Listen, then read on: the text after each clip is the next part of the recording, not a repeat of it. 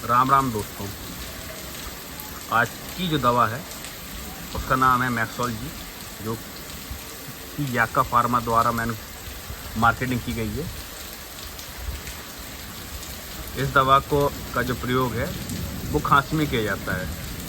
इसका जो सॉल्ट है वो terbutaline sulphate, bromhexine, SPI and गोपासिन टेबलेट, ये सॉल्ट है इसका।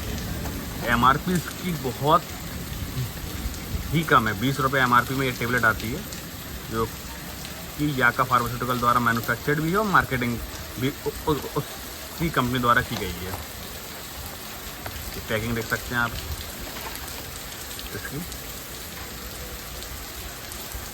ये पैकिंग है।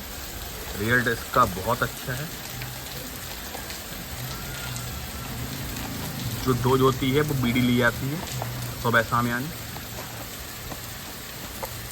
अगर किसी को थोड़ा सा खांसी आ रहा है, जिसमें कफ हो रहा है, बलगम आता है, तो वो इस टेबलेट का प्रयोग कर सकते हैं। धन्यवाद।